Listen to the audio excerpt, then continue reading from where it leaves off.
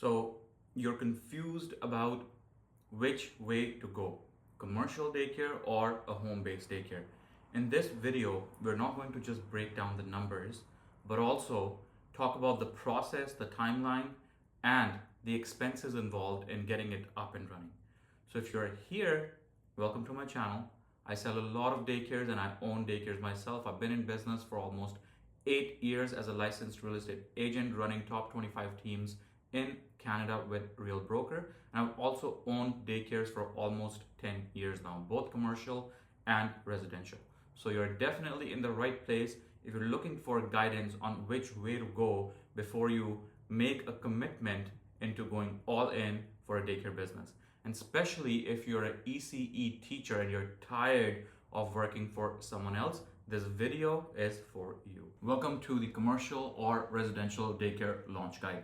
In this video, like I said before, we'll talk about not just the breakdown of what you need to know, but also the timeline, the expenses, and all the revenue for setting up a commercial daycare versus a home-based daycare. Number one thing that you need to know is this, that for a home-based daycare, without rezoning, with the structure that you already have, maybe you're renting out the basement suite or you have a 2-story home, even if you have a home with no basement, you can do a daycare for up to 8 kids as long as the square footage requirement is met. In BC, specifically in Surrey, Lower Mainland, Vancouver, you need roughly 40 square feet per kid of interior space. And this needs to be pure active play area space. So the hallways, the foyer space, the staircase, any storage is not counted towards an approval when it comes to factoring in that square footage towards how many kids can be hosted. If you have less square footage than what's required, then your approval will be based on that. For example, if you have 250, 260 square feet, you may only get approved for 6 or 7 kids instead of 8 kids. You need roughly 350 square feet of pure play area space, active space, that can be factored in towards getting the approval for a daycare use for a home-based daycare. Same thing stands for commercial as well. The square footage has to be there for approval, and this square footage is actually laser measured by your local municipality, your health authority that gives you the license approval. And then we'll talk more about that in the upcoming slides, but that's what you need to know for the basic square footage math for approval. Now let's get this out of the way. The revenue. For a home-based daycare, you're making anywhere from $9,000 to $11,000, $12,000 per month. And for a commercial daycare, you're making anywhere from $45,000, $48,000 to $50,000 plus per month. And the commercial daycare we will be taking for an example for the purpose of this video training will be a daycare space licensed for 30 kids. Square footage wise, you need 3,000 to 4,000 square feet of active play area, and there's more requirements when it comes to commercial. You have to have enough play area, same for residential, but commercial, since you're doing a bigger operation, the square footage math has to work for you to get approval. And let's not forget parking. We'll talk about all that in the upcoming slides. Here's what we're going to talk about in sequence. Number one, home-based or commercial, what makes more sense for you based on your situation right now. Number two, like I mentioned, the square footage needs for home-based and commercial daycares. Number three, the licensing. What's the process of actually getting a business license in place to run a daycare? Number four, the most important thing, how much money do you actually walk away with in both setups? And the last part is the mistakes, the 5 mistakes that most people make when they're about to open a daycare. Okay, so let's start the debate. Home-based or commercial? Here's some information that will really help you understand what makes more sense for you. For a home-based daycare, you can have up to 8 kids. The approval for kids in commercial space is based on the square footage that you have that can be dedicated towards active play area. So it could be 30 children, 40, 50, based on, again, whatever the square footage of that property is. And after watching this full training, you will know exactly what square footage to look for when you're shopping for your commercial site. Number two, architects are typically not required in a home-based daycare. You can design the layout yourself. You have to label each room properly, every storage, every cabinet. You need to know the dimensions of each room, and that's all you need to design a layout for a home-based daycare. Whereas in a commercial daycare, you need a professional, accredited architect that can design these plans. And my recommendation to you is find someone who has experience in the daycare industry. The architect that works within the daycare niche knows exactly how to optimize a layout for the maximum approval. For zoning in a home-based daycare, as long as it's a residential zone, you do not need to rezone to run a home-based daycare.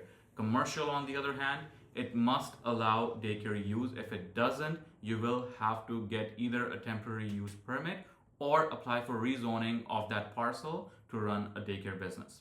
Timeline. Now, in a commercial daycare, you're looking at anywhere from 6 months to even up to 18 months for the entire process to be done when you're starting from scratch.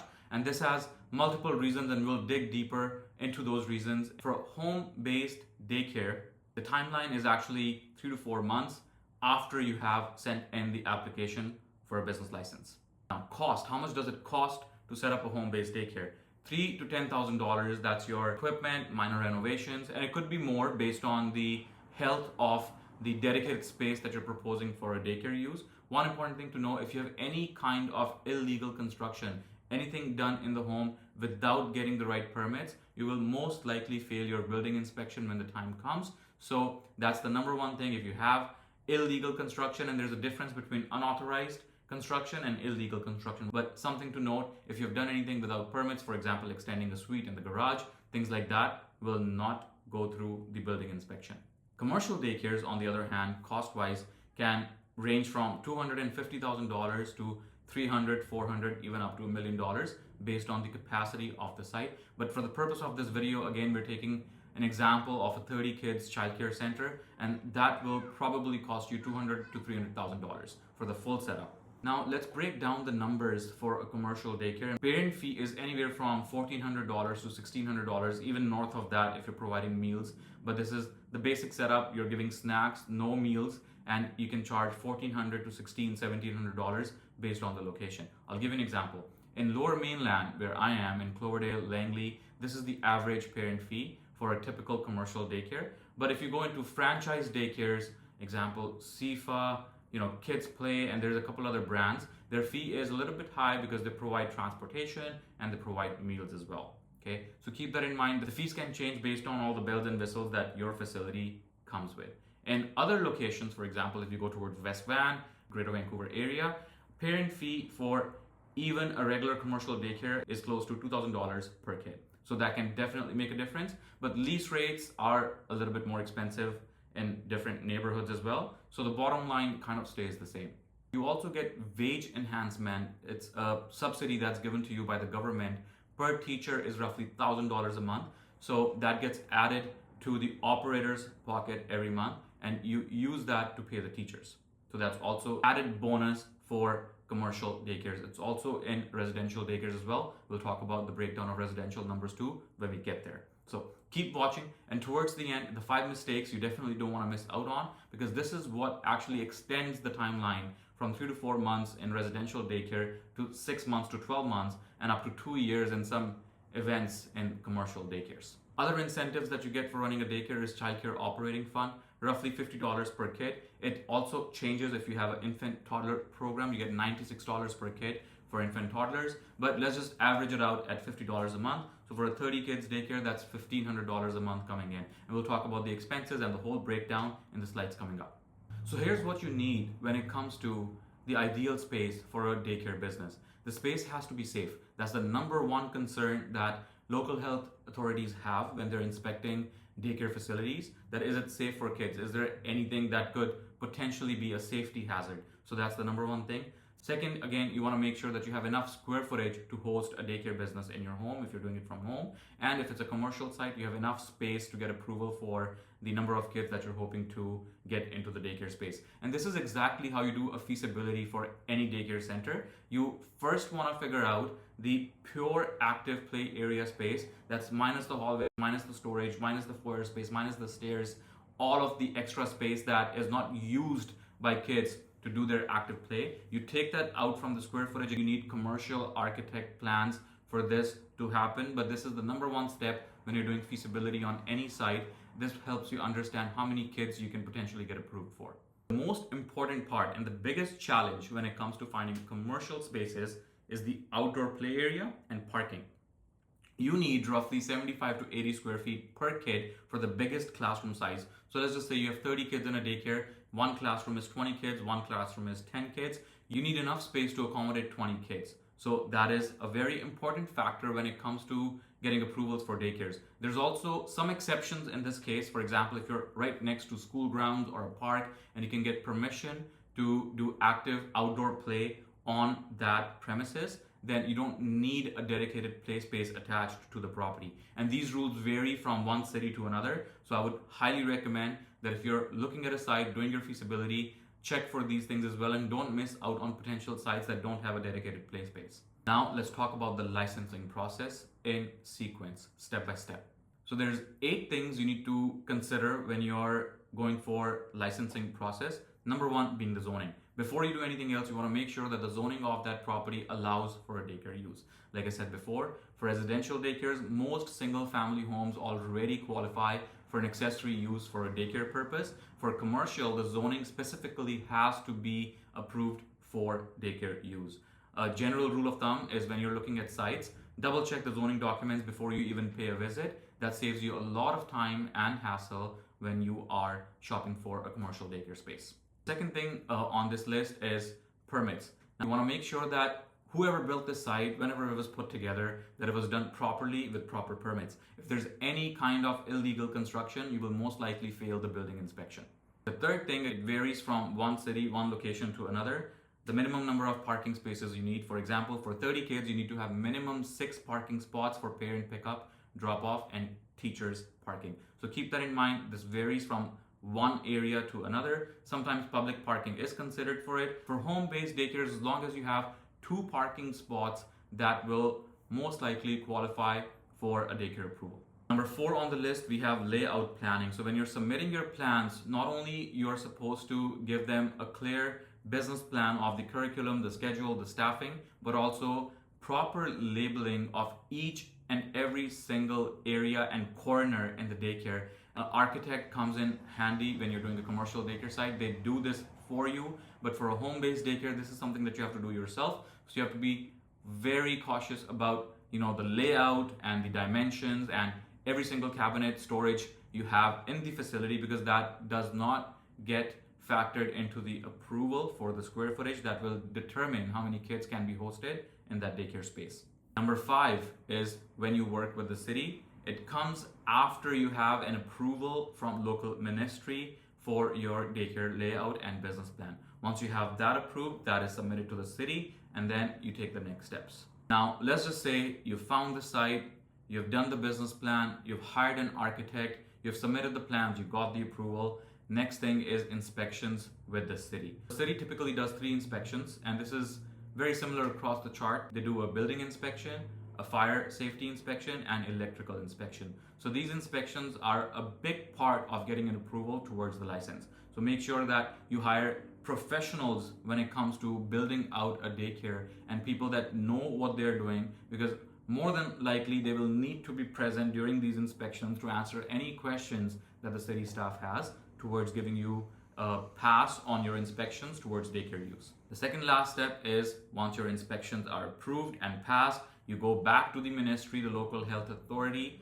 for now getting licensed. Once the city approves everything, it's pretty much a firm approval. The city comes in, checks the square footage, and makes sure that everything is as per the plans that you submitted yourself in the first place. And once that is done, your license is issued. Okay, the interesting part. How much money do you actually make in both of these models? Let's get into it. First, we'll talk about a home-based daycare with 8 kids. The average fee for a home-based daycare is anywhere from $1,000 to $1,400 per month. Based on the location, can be higher as well. But for the purpose of this video, this is the example we will use. And by the way, these are numbers that I have personally seen in my own centers, which is why I confide in what I'm saying, and I'm not just making this up. Hopefully it makes sense. Now, looking at the numbers, your average revenue, pure revenue at full enrollment for 8 kids is $8,000 to $11,000, give or take. And here are the incentives you have. Wage enhancement, $1,000. You typically just need 1 teacher to run a home-based daycare. So that gets added to your bottom line in revenue.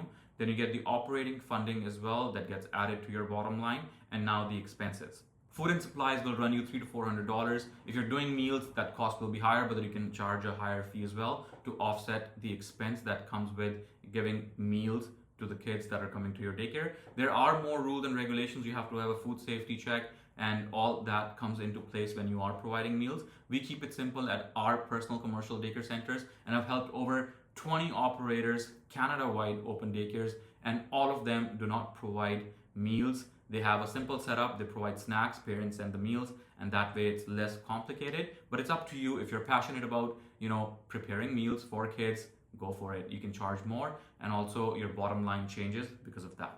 Now, your marketing expense, let's not forget about this. A lot of people start a business and don't put any money towards marketing the business, which is one of the 5 mistakes that people actually make when they're operating daycares. They wait till the last minute to start marketing the business.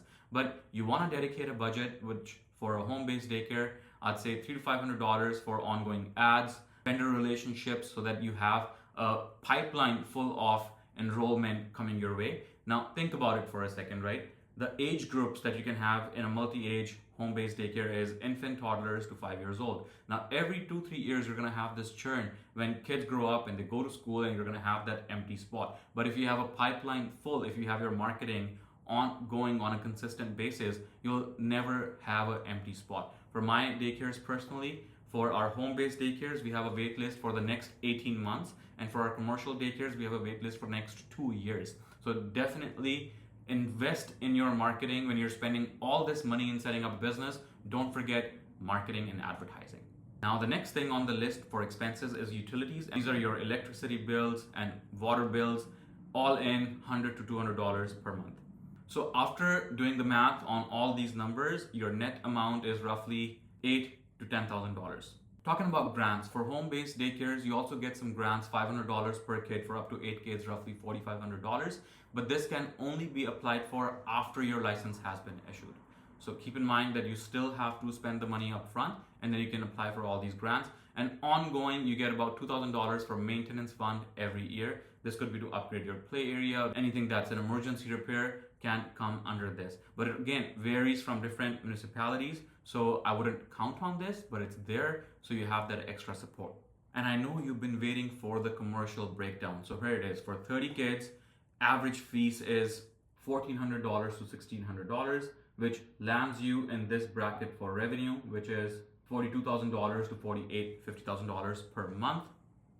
You will need 5 to 6 teachers to run this daycare operation, even if you're the teacher yourself in a home-based daycare as well. Always look at this as an expense, because you are now running a business. You need to think like a business owner, understand your expenses, including teacher salaries, and look at your bottom line.